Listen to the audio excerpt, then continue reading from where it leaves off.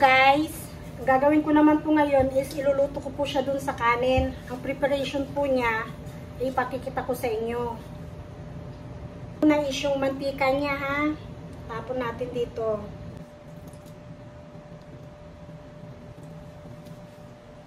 Ngayon, sunod ko po yung kanin. Ang purpose niya para may mantika sa ilalim. Masunog man po yung sa ilalim, wala tong problema. Ay, damihan nyo po yung kanin sa ilalim guys ha.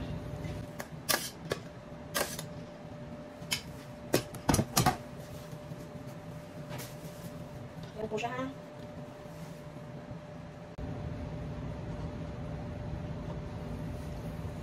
Sunod naman po is yung karne.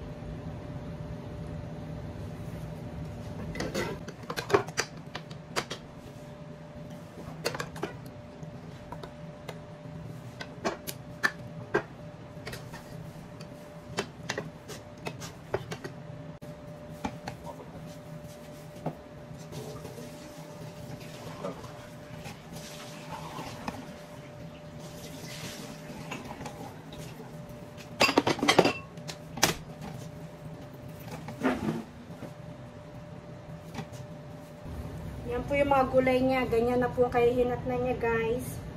So dagdagan pa natin kasi meron pang konti. Tapos bigyan natin ng konting sauce. Tapos kanin na naman.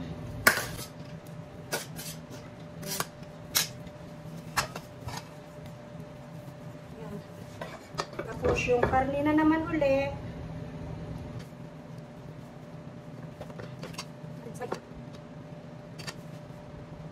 Tapos, gulay na naman.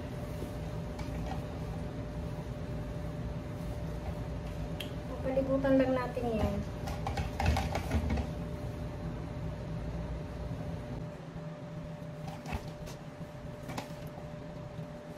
Yan. Dami natin sa buhay. Oops, sorry. Yun. Lalagyan natin uli siya ng sibuyas na fry.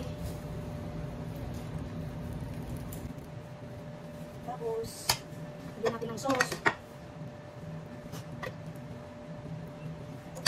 Ang last is kanin. Ito ko lang. Saan na po kaya yan?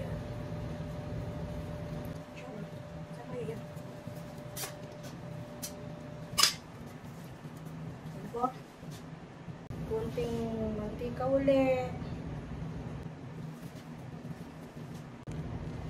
Kunting saffron.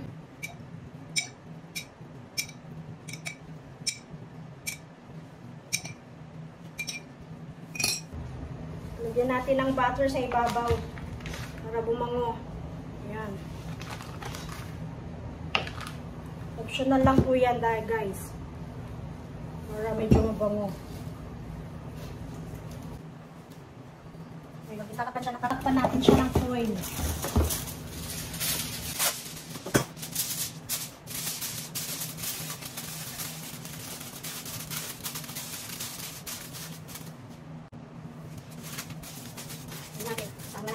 Ayan na guys, luto na po ang ating biryani. Ano na po siya ngayon? Luto na siya. Jan-jaran! Ayan na po siya. Now, it's time to bed. Bibend na po natin siya. Bibend natin siya. Yes, hila po.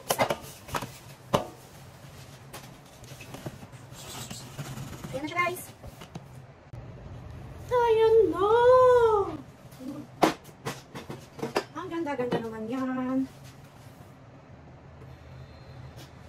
Ayan na. Ayan siya guys. Ayan na po. Wow.